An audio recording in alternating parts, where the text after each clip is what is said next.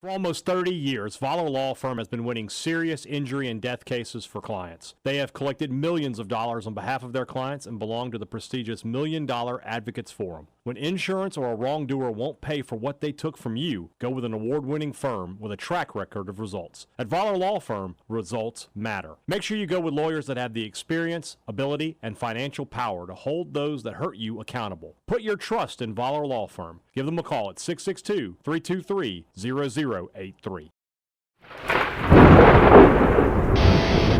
You're listening to Thunder and Lightning on SuperTalk Mississippi, covering Mississippi State sports like nobody else. With Sports Talk Mississippi's Brian Hadad and Robbie Faulk of On3 Sports.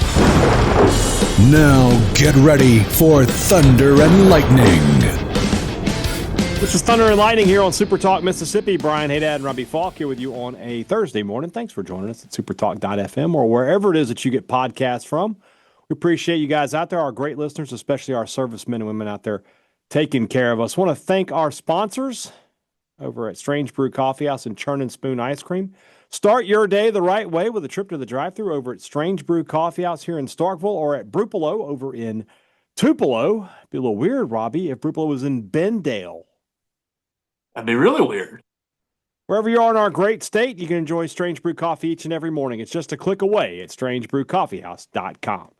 The Mississippi Beef Council wants to remind you that beef, it is what's for dinner. If you're cooking out this weekend, nothing beats the sizzle of beef on the grill. If you're not cooking out, well, guess what? Just go to one of our great steakhouses or burger joints all over the state of Mississippi. Wherever you go, whatever you want to eat, make beef the star of the show. Beef, it's what's for dinner.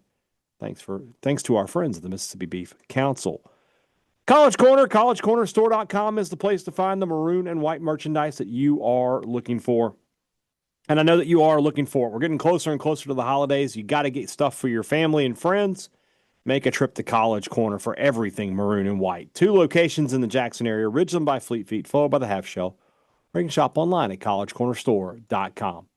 Restaurant Tyler, Starkville's flagship restaurant for lunch, dinner, or Sunday brunch. The best meal in town is always going to be at Restaurant Tyler. A dinner at Restaurant Tyler is the special event you have been looking for. You don't have to have a special reason to go eat at Restaurant Tyler. That dinner is the special reason, and everybody's going to be excited when they hear it. If you tell your significant other, hey, we're going to dinner tonight at Restaurant Tyler, buddy, they're going to be happy. At least I know I would be. And I know that Robbie would be as well.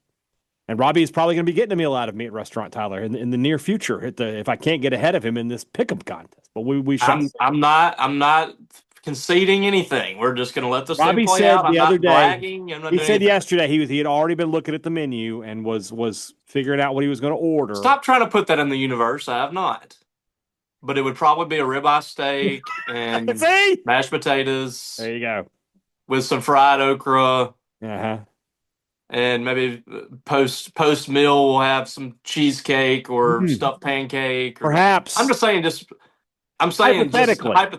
Yeah. Hypothetical. 100%. If I was eating a dinner at Restaurant Tyler, that's what it would be. All right. Well, you can have a delicious hypothetical dinner of your own the next time you are at Restaurant Tyler. You can have a real one too. Priority One Bank, 16 locations here to serve you throughout Central Mississippi. Let PriorityOneBank.com be your guide and show you not only how they're going to help you invest and manage your money, but how they're going to help you prepare for the future. Now more than ever, when you have questions about your money, you need answers. You need to talk to the people at Priority One Bank, a bank that's going to treat you with respect, that's going to have a relationship with you, not just your money. Let Priority One Bank make you their priority. We got a great interview a little later. Nobody loves college basketball as much as our guy, Isaac Trotter of 24/7 Sports. We talk in depth about the SEC and Mississippi State basketball. We're getting closer and closer to tip-off. Next week, we'll do maybe on like Monday or Tuesday or something, we'll do a full hoops preview for this team. But let's start here, Robbie. Mississippi State, Arkansas. I was thinking about this today. My super simple formula I like to use for picking games that I think are toss-ups came into play. Better coach, better quarterback, who's the home team, right? Buddy, Arkansas, to me, has all 3 of those. And so it got me thinking about this game because as we sit here today, if today was prediction day, I think I'd pick State to win, and I was asking myself why. Why am I doing that? Now, I've watched Arkansas play. They're not a good team. Mississippi State is a better football team than Arkansas, top to bottom, in my opinion. But I feel like, and this sounds kind of funny, right? Because they don't have any good wins, but at least Petrino in his career has. So maybe that's weighing on me. Been a while, though. It has been a while. Here's my question. If State wins this game, then you're going to move forward with Jeff Lebby, and you're going to look at the rest of the schedule and go, man, with Missouri with no Pribula, you can win that game. And the Egg Bowl, Ole Miss is not this juggernaut that can't be beat. You could find a way to spoil their season, maybe. If you lose this game, though, it becomes, what are we doing? Because you're going to be an underdog the rest of the way. You're looking at starting to see your career off 0-16 in the SEC. Not a lot of coaches would even get us a third bite of the apple. Lebby will, I think, because the team is at least improved, but the record isn't that much better. What does this game mean for Jeff Lebby's legacy, tenure, whatever you want to put it, at Mississippi State?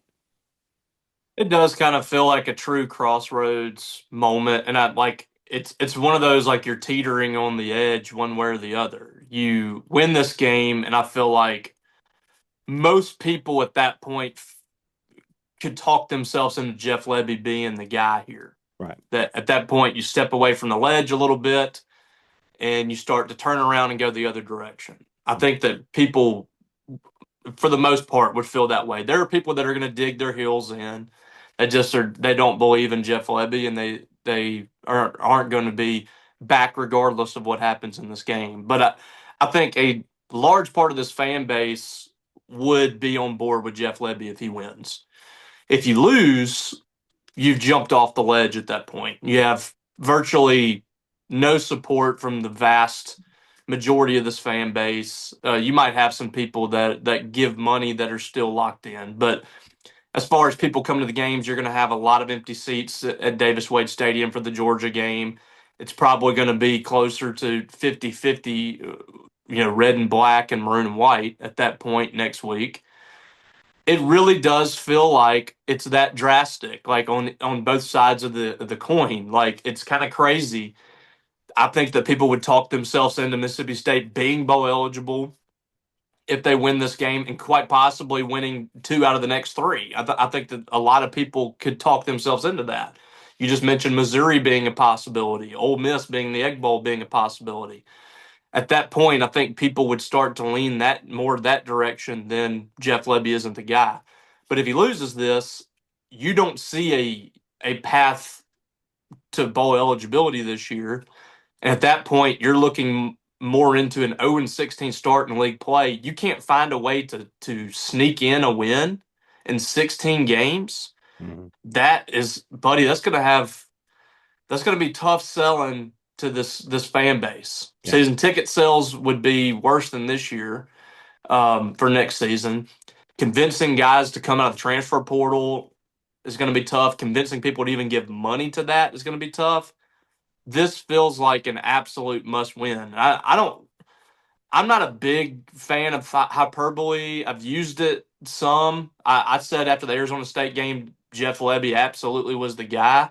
I fully believed that. I still, in many respects, believe that. I feel like he's just still trying to figure out how to win. But if he doesn't win this, it's going to be very difficult for people to continue to support his program. It just is.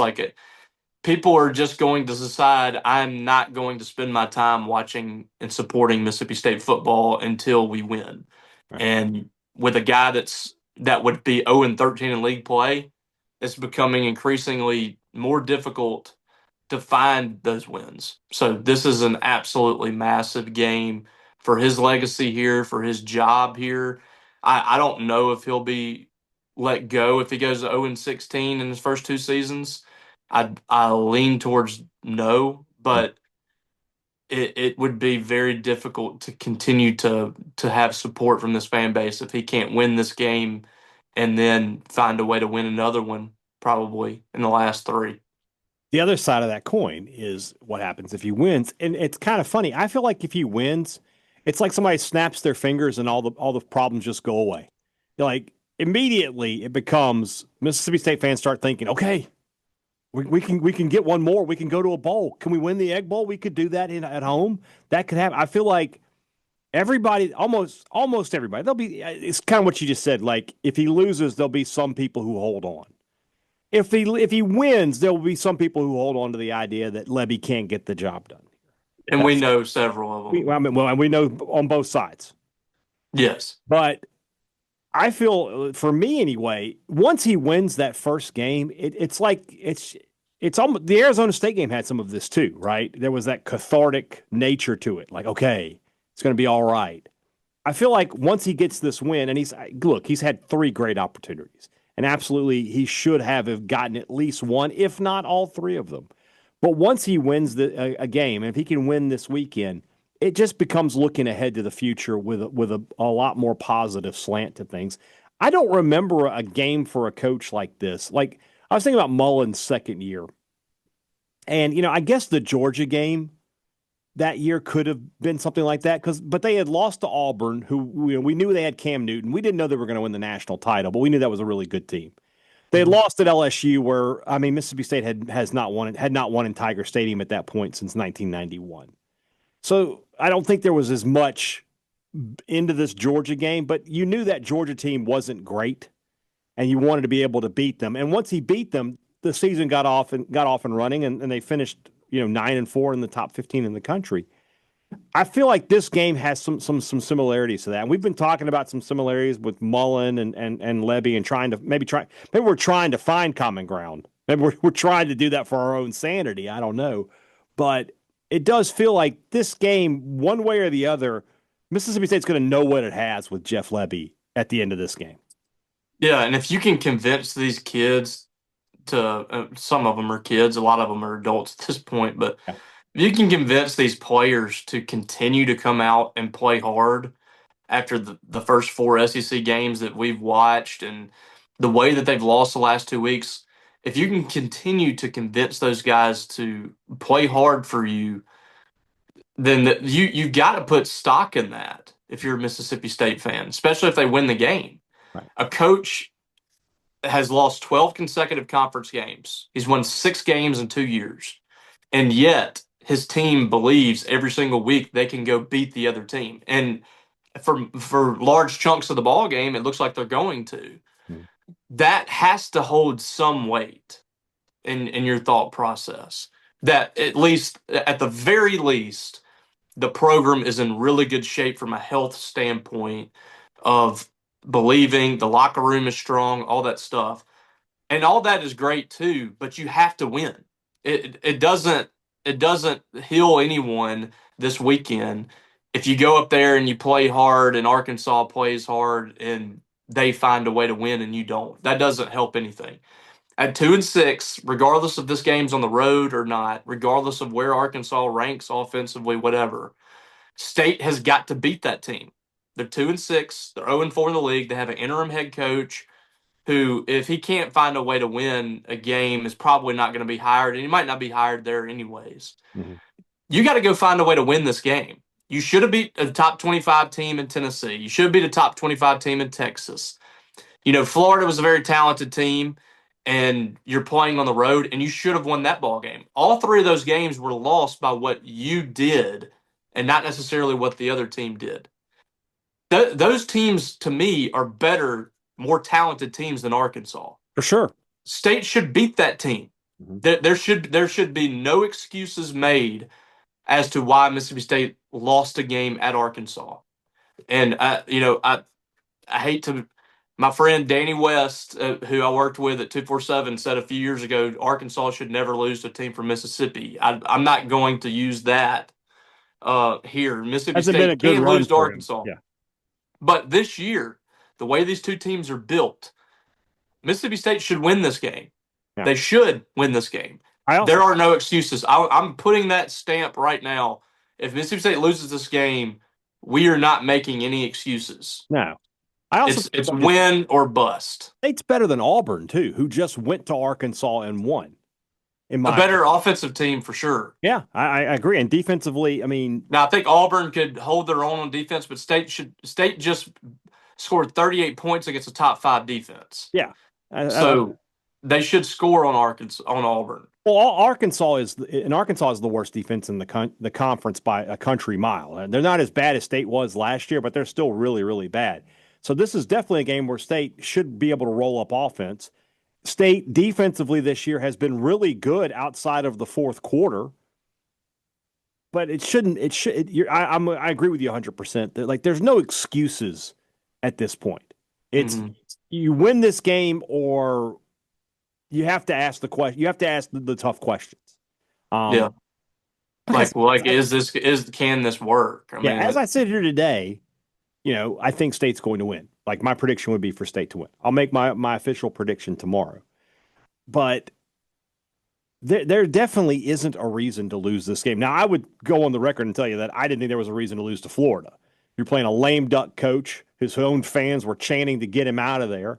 You had every opportunity in the world, and you blew it. There's just no question about that. And especially when we saw Florida, like, I know they put up some yards, they had a good game for the running back, but like DJ Lagway did not do anything special in that game. And their defensive secondary was so bad. State had no business not running up 35 plus in that game, and they couldn't do it. So until they do it, it's hard to have a lot of trust in them that they can go on the road and win a ball game in the SEC and even win it at home. If this game was at home, though, I would feel fairly confident. I wouldn't feel great just because they hadn't done it, but I'd feel fairly confident. You'd be as confident as you could be. Yeah. Yeah. That they could win this game and win it by double digits. But it's on the road, and last year, I know this isn't last year's team, but you couldn't stop a nosebleed last year against Arkansas. Like, defending Taylor Green was frustrating at the very least. But this year's defense should be capable of at least getting off the field. And offensively, especially the way that Arkansas defends the run, you should be able to move the football and score fairly easily. And if they can't do that stuff, you got some big problems. Yeah. I think we already have problems, but you got even bigger problems. The home road splits for the offense are interesting. At home in 2 SEC games, State has scored 71 points, and in the 2 road games, they've scored 30. And one of those road games is against the best team in the conference. But defensively, Tennessee is good. Texas is very good, and you've been able to move the football on them. So it's an interesting balance here of you're on the road, but you're facing the worst defense in the conference. What are you? So, yeah. And then on the other side. I really feel like that atmosphere is going to be similar to that one in 2023. I think that their fans are they're probably off the bandwagon even more than State fans. Yeah. A lot more than State fans. Because we saw a great atmosphere last week. If you look at theirs, there's a lot of empty seats out there at Arkansas. I just think they're just kind of done. So you got to take advantage of that.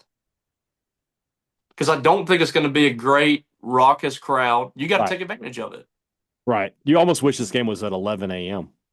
Yeah. If it was 11 a.m., you'd feel even better. Yeah, as it is a little later in the day, give the crowd a chance to get some atmosphere going. But I really don't know what to expect, Brian. I have no clue what to expect. And the other thing is, let's just play out what happened last week, right? Let's say if State's up 31-14 going into the fourth quarter of this game, that's an empty stadium you're playing in. Yeah. There's nobody in there. Yeah. So you have that working for you. Well, there's a lot working in State's favor here if they can just do what they've done pretty much all year, which is come out, get the early lead, and just, put some points on the board. They're going to be fine. But if they let our Arkansas dilly around, it's gonna be a problem. And then we're going to be having hard conversations about Jeff Lebby. So like I said, I don't remember. This is his 21st game as Mississippi State's head coach, I believe. I don't ever remember a coach this early in their tenure where you're just like, this game is going to say what he is. And with Kroon, I feel like we knew with Arnett pretty quick. Yeah, but that's a different scenario in my opinion. A little different, but. We did by the middle of the season. We were kind of like, it's not going to work. Well, as soon as we saw Andy Staples say Arnett, I was like, what? Yeah, we knew. Yeah, the old we don't do business that way conversation. Yes, yeah, we were a part of the group text. So anyway, we'll talk more about this game in more detail tomorrow. Also tomorrow, Jackson Fuller of the Southwest Times Record will join us, and we'll get his perspective from the other side of things and see what he thinks about this game between Mississippi State and Arkansas. All right, let's move into some hoops. That's brought to you by our friends over at Two Brothers Smoked Meats in the heart of the Cotton District, and the Older Brother, the home of the fancy sandwich. I haven't been to either one of those restaurants the last couple of weeks, Robbie. If I'm just saying, tomorrow you're going to be here because you're going to be hosting a Sports Talk Mississippi. Perhaps you and I could go dine at one of those two restaurants. Perhaps. Oh, we got the beard stroke. Very good. Perhaps. Very good. I like that. We will we'll talk about that more tomorrow. But if you're going to be around for lunch in the Cotton District, man, two great choices right next door to each other. What do you want to eat? Do you want to have that fancy sandwich, or do you want to enjoy the smoked Southern soul food at Two Brothers Smoked Meats? You can't go wrong with either choice at Two Brothers Smoked Meats and the Older Brother. Great products, great service. Every business likes to promise it to you. They deliver it to you at Advantage Business Systems. That's what they've been doing for 50 years. 50, brother. When you need technology, all right, watch out. All right. Put your 3D glasses on. Dude, you scare children doing that. Don't do that. When you need technology for your business, I don't want to look. Call Advantage Business Systems today. Stop it. Stop it. When you need technology for your business, he just wants to do it. It's happening. Look, he's. All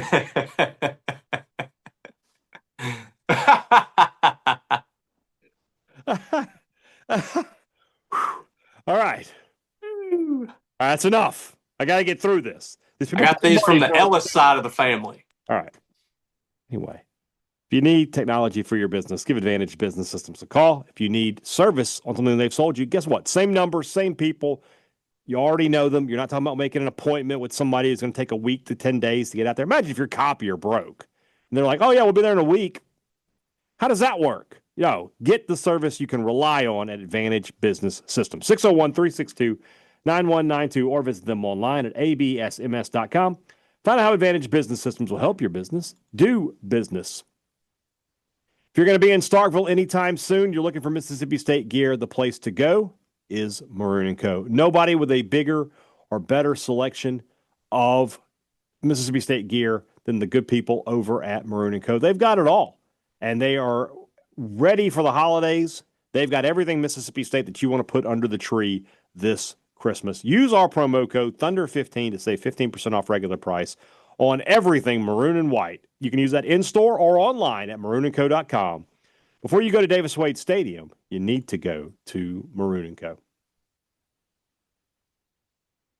We're running out of days to mow grass. We're getting to that point in the season where the year is getting colder. It's cold outside today.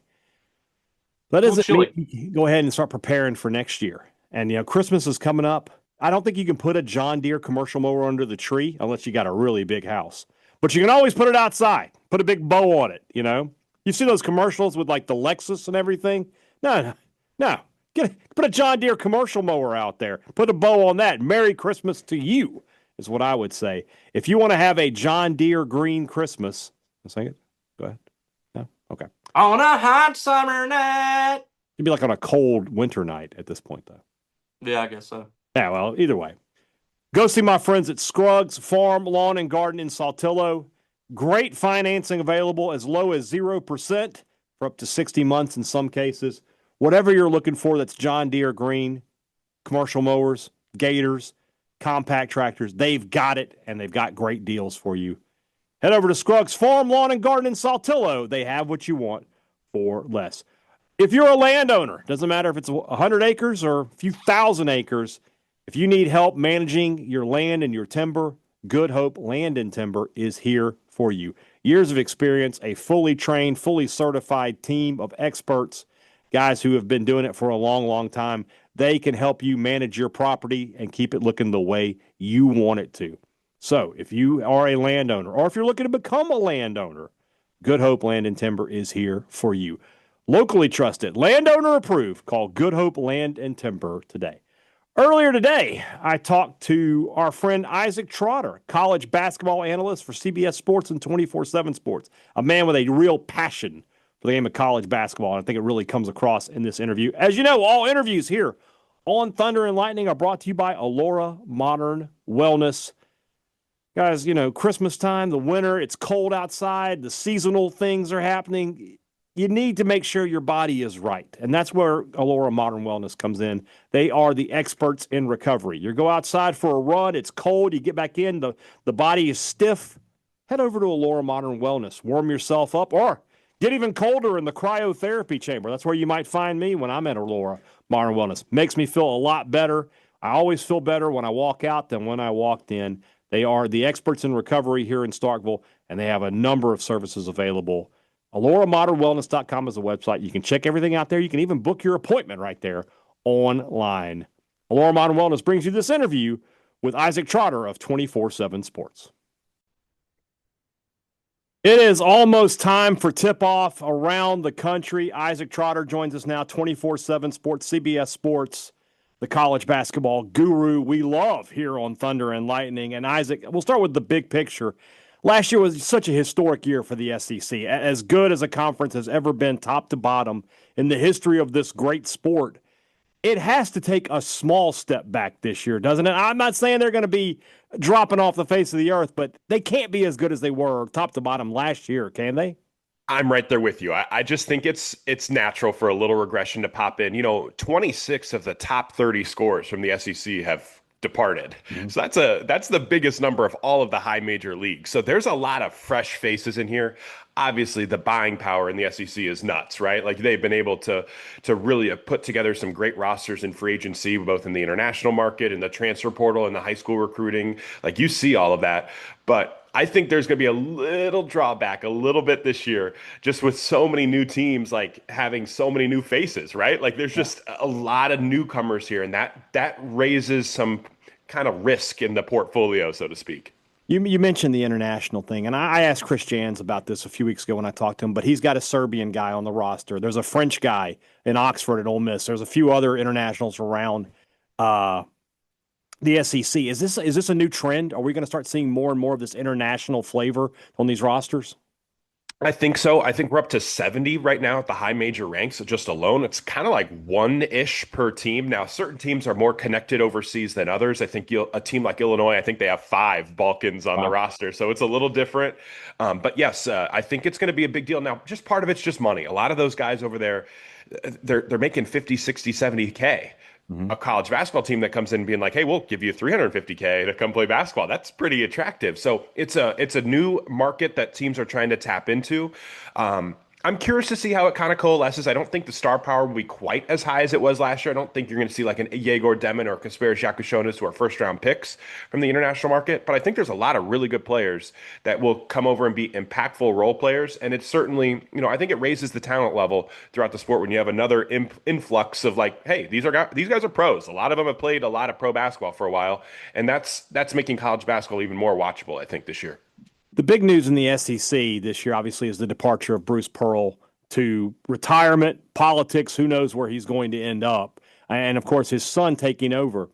Never been a head coach before. Only really ever worked for his father. I feel like that's a huge step for a program that's been so good. What do we think about the Auburn Tigers this year? I think they're going to take a smidge step back. I think they're talented. They're really talented. But the rim defense was like their calling card last year. Anybody who played Auburn was like, man, Dylan Cardwell is just enormous. And man, Janai Broome is just enormous as well. This year's team, I think they're not quite as big inside. A lot of State fans know that Keyshawn Murphy is now their interior type of rim protector. He's a good defensive big man, but he is not quite as like thick as Cardwell and Broome. So I think their interior defense is going to come back to earth a little bit. And I think their profile is a little bit volatile. Keyshawn Hall and Keyshawn Murphy and Tahad Pettiford, those are talented players, but they can have some high highs and some low lows. I feel like Auburn has the pieces to make the NCAA tournament. And if they do, that's a win. I do not expect them to be an SEC contender. Like if it's late in February and they're within a game or two of first place, I'd be surprised in this league. What about the defending national champions, the Florida Gators? That was a team last year. It felt like they were kind of under the radar as much as you can be, being that good. But everybody was focused on Auburn, maybe some focus on Alabama, and then boom, when the postseason came, they were the best team. Totally with you. They kind of came out of nowhere late. That's really, really awesome front court. They're going to play a little different this year. Thomas Houck is going to actually move to play the three. So they'll have Houck and Alex Condon and Ruben Chinulu on the floor together. I think their interior defense is going to be phenomenal. It really comes down to the guard play. And Xavier Lee and Boogie Fland are two guys that they've gotten from the portal. Both of them are like high usage guys that don't turn the basketball over. And for, Todd Golden's like big on math, right? High usage guards that don't turn the basketball over and create their own shot are kind of like his cheat code. That's what he's all about. If those guys, I think Boogie, especially the transfer from Arkansas, if he has a big year, I think Florida is certainly going to be in the mix to win the league. Everybody has picked them to win the league. I'm a little bit lower on them than consensus. I think Kentucky's the best team in the league, but Florida is certainly right in the mix there, and I think they have the pieces to go on another run. So why do you think Kentucky's the best team then? They come at you in waves. When you have $22 million to build a roster, that certainly does not hurt either, There's some right? football teams that would like to have $22 million, yeah. I am right there with you, but this team is way more athletic than they were a year ago. Last year, when you watched Kentucky, they were slow, they were old, they played well, but like they weren't really like twitchy. This group is way more athletic, and I think you put really good athletes in a scheme like Mark Pope that's big on cutting and passing and ball movement. I think that's a really good recipe for a successful offense. And then you toss in the defensive upside. This group will play way more defense than Kentucky has in the past. Otega always one of the best wing defenders in college basketball. Jaden Quaintance, when he gets healthy, is an unbelievable interior defender. Mo Diabate, the transfer from Alabama, one of my favorite forward defenders in all of college basketball. So they need to get Jalen Lowe healthy, the transfer from Pitt, who's going to play point guard. But this group, they got like 13 dudes who can play. I think Mark Pope finds the right combinations there. And with all this added athleticism, they're going to be the best team in the SEC, in my opinion. Who's the surprise team in the conference this year, be it good or bad? I look at Ole Miss. I have no idea what to do with them. That's a group a very new look team. AJ Storrs coming in after a rough year at Kansas, but like he's kind of like that every other year type of player. I could see him having a really good year at Ole Miss, but like there's no Sean Padula anymore. There's no Jamin Brakefield, who's a really nice player for them. Matt Morrell's gone. Like I have no idea what to do with them. They're like one of those teams I've stuck in the middle, and I'm just hoping and praying I potentially get it right with some of my predictions with them. And again, like we talked about earlier with the international stuff, Ilias Kamardine, the international product, is going to have a very, very big say in whether they're good or whether they're great. That's an Ole Miss team that I think could easily challenge for top 5 in the league. And then I also would not be stunned at all if it's on Selection Sunday and Ole Miss isn't even on the bubble. Wow. Who's the newcomer in the conference that you're the most excited to see? Boy, this could go a lot of different directions. Boogie Fland is obviously one that like he's been in the league for a little bit, so he probably doesn't count. The thing that I kind of like what Vanderbilt has done. They're a really interesting roster, that the way that they've built this team, and Jalen Washington is a kid from North Carolina that was a very hyped prospect that really hasn't done much throughout his career. I could see him heading to Vanderbilt and really being a pleasant surprise. But, again, with Auburn, I think Auburn's going to be incredibly watchable this year. And Keyshawn Hall, their forward there, is probably the best newcomer. He big, strong, physical, 19 a game last year at UCF. He's just a walking bucket, and he'll score at all 3 levels. I could see a scenario where he challenges Josh Hubbard for the SEC scoring title. Let's bring it into Mississippi State now. And obviously you just mentioned Hubbard. You said, what was it, the 24? How many of the top scorers were gone? 26 of the top 30. Well, I know one that's back, and that's Josh Hubbard. And I asked Chris Jans this a few weeks ago. I'll ask you now. What does Josh Hubbard need to add to his game for Mississippi State to take that next step to finish top half of the SEC and be a team that can win a tournament game or two? For me, it really comes down to like the playmaking, like how he can really scan the floor and make others better. I think he walks on the floor as like a score first type of guy.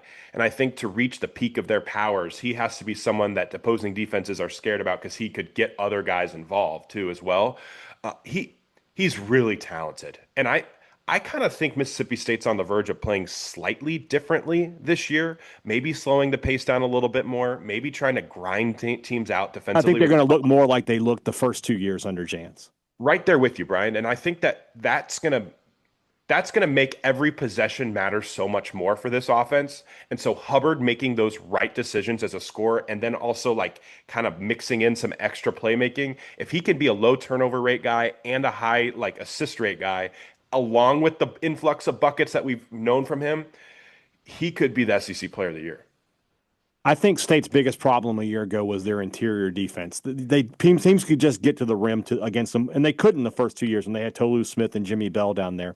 Quincy Ballard is the guy they brought in to try to fix that problem from them. Double guy at Wichita State. Is he going to be a difference maker for Mississippi State this year? He's enormous and he's very old, and those two combinations are old in a good way, though, not old like me in a bad way. That's right. Fifth year senior, 6-year senior. He's been around the block a little bit. I'm with you. I felt like Jans was kind of over-indexing too because he knew the interior defense was a problem, and so then they were giving up more open threes than ever before because they were trying to swarm the ball and force turnovers. Like this year, I just think they're going to be more sound. Ballard, with how big he is, and he plays a lot of deeper drop coverage. I think that's going to be the plan for Mississippi State. Stay out of rotation, limit open threes, force inefficient 2-point jumpers, and rebound and run. And Ballard is a really, really high level rebounder. I don't think he's certainly not as skilled as Keyshawn Murphy offensively, and he's not going to do some of the cool behind the back, between the legs type of moves. But I do think he can be a very steadying force, and it's going to change the complexion of their defense with him at the 5. And they certainly need Achor to be really good as well. And if Achor can be a big bounce back candidate as well at the 4, that front line is big, athletic, really good on the glass. Like that, you can start to see the vision where Mississippi State's interior defense goes from a weakness last year to a strength in this season. And then the other question State's had since he arrived on campus is trying to pair Hubbard with another guy there in the backcourt. Have they done it with Jaden Epps? Can he be the guy who, sort of the Robin to Hubbard's Batman there? Epps is a weird case study for me. Sometimes he'll drive you nuts, and sometimes you'll love him because the shot making that he has he's just wired to score. Like that's just kind of his deal. My concern is that when Hubbard and Epps are on the floor together, it's like two guys that are both wired to score, and it kind of falls into like a your turn, my turn. Like we're not able to make each other better. We're not running sets that like get both of our best players involved. The guy I like is Jabari McGee a lot too. He really like connective piece at UAB last year, played with a really, really good player at Yaxel Lendeborg. So when you play with a star at one level, it makes me feel comfortable that, hey, you can probably learn how to play off of Josh Hubbard a little bit as well. Put a lot of pressure on the rim, can obviously make threes off the bounce and off the catch. He's a nice player, really nice player. So if Epps doesn't work out, I could see McGee starting to work his way in because, again, like if you fall into the your turn, my turn offense in this league, that's a recipe to lose ball games quickly. One last player to talk about, and a guy who I think they're counting on to have a high ceiling, but he hasn't done it quite yet, is Amir Ali from Arizona State. What do you think of him? Tall, long, athletic, could really shoot the three. As Arizona State was a disaster last year. It was after me, you come first offense at Arizona State. Very little ball movement, very little sets run. It felt like he was a little bit of a deer out of water, and he somehow thrived in the chaos. I think more structure will help him this year, and I think if he can be all in on like acing this defensive scheme, he could be one of their. I think Sean Jones is probably their best perimeter defender, but I think you could see Ali really help their perimeter defense as well with just his length and activity levels. And when you're 6'8" and you can shoot from 3 like that, and then you add a little defense, that's a pretty nice player. And I think he can be a guy that certainly helps this group, whether that's as a starter or coming off the bench. And if he can also add a little bit attacking long closeouts, because Hubbard's going to attract so much attention, there's a pathway for him to score 8, 9, 10 points a game here and be a little bit more like consistent and solid than some of the wings last year for Mississippi State, where it's like, are we getting the great Riley Kugel game, or is he killing us this game? Is RJ Melendez shooting the corner 3 off the top of the backboard, or is he like going to actually help us? So it's like, I think some more consistency from from Amir Ali could really, really, do wonders for this offense. What's the ceiling for this Mississippi State team this year? Can they be a top half of the SEC? Can they be a 4 or 5 seed when we get to Selection Sunday?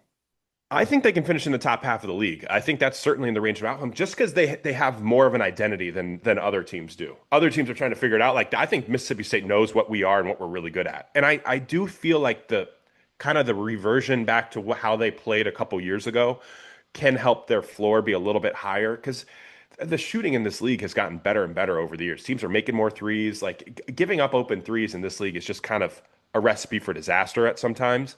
And I think that their ability to be a little bit more sound defensively certainly does give them a chance. Because if you're sound defensively and you have a superstar guard, that kind of gives you a little bit of a leg up. I think there is a world where they finish in the top half of the SEC.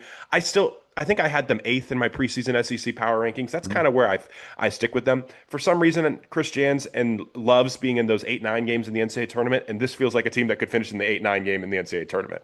One last question. Yeah, State opens the season against North Alabama on November 5th, but that November 10th game, a neutral site game with Iowa State, is that a really good litmus test of what this team's going to be? State has found a way in each of Chris Jan's years to win a big non-conference game. They beat Marquette his first year. Last year, they dominated Pitt in the ACC Challenge. Is this going to be another one of those games for State?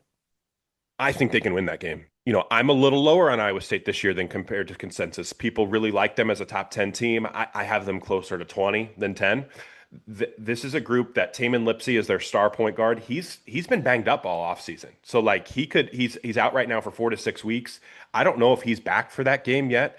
And that could be a situation where if they get that win on Selection Sunday, no one on the committee is going to realize that Tamin Lipsey was banged up or not playing in that game. It will certainly could be something that ages really well. That's a group that they're going to play defense. You know that they have a really good big three coming back with Lipsey, Milan Momcilovic, and Josh Jefferson. But I have some serious questions about their supporting cast. That's a game that Mississippi State could certainly win. Like they will not be favored, but they can certainly win that basketball game. I can't wait for tip-off. It's going to be another great year of college basketball, and with Mississippi State being in the mix, it makes it very exciting here in Starkville. Isaac Trotter, you will be back on this podcast over the next few months. We appreciate you joining us, man. Of course. Thanks for having me. Pretty simple when we look at basketball. The goals are simple this year. Top half of the SEC. Finish above 500 in the SEC. Higher, he made the comment about Jans always ends up in these 8-9 games. Finish above that, 6, 7, 5, if you can get there. This is an SEC that's going to take a step back. It's not going to be as good as it was a year ago. Mississippi State, having a guy like Josh Hubbard, I think goes a long way. A guy you can rely on for points, and then it's just about the pieces around him. I talked myself into, maybe it's just because I just talked myself into Jans. I like Jans. I think he's a really good coach. But, man, I'm excited about this basketball team. I think they've got the right mix of the Jan-style defensive players, but guys who can put some more points on the scoreboard. Yeah, I hope so. I think that it's a very deep team. This is probably one of his deeper teams. Guys that are capable of coming off the bench and giving you some really good minutes.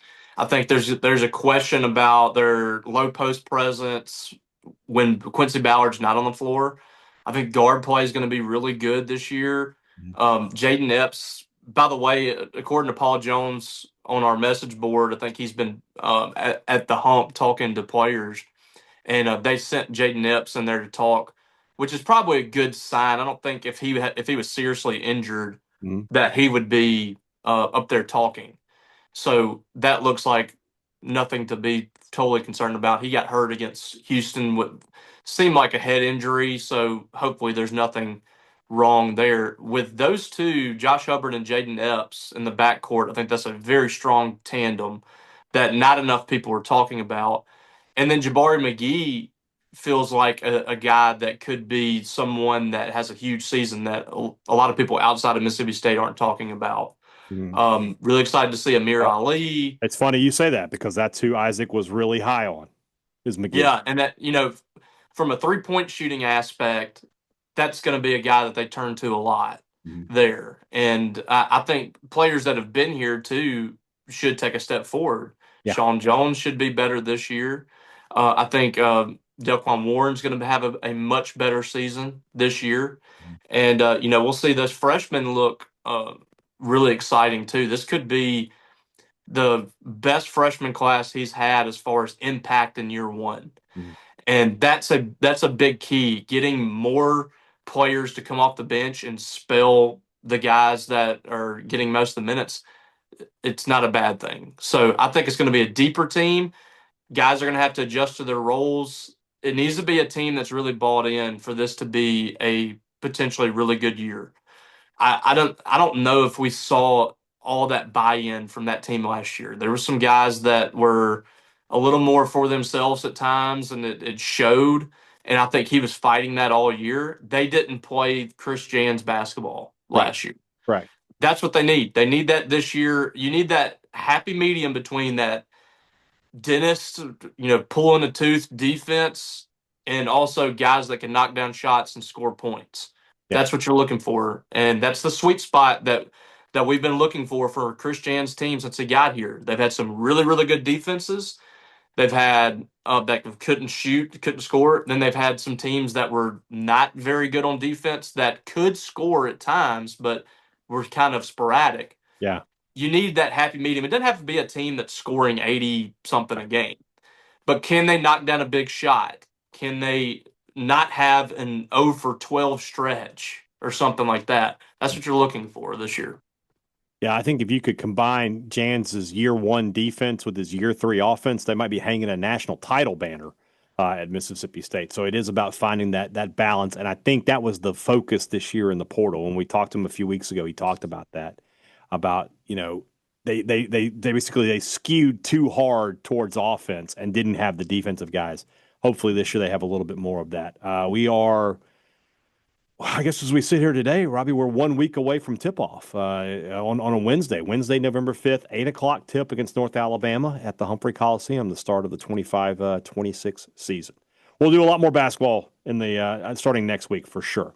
All right, tomorrow's show, 3 Ps, preview, playmakers, predictions for Mississippi State, Arkansas, plus our interview with Jackson Fuller, who covers the Hogs for the Southwest Times Record. For Robbie Faulk, I'm Brian Hadad. Thanks for listening to Thunder and Lightning here on Super Talk, Mississippi. God.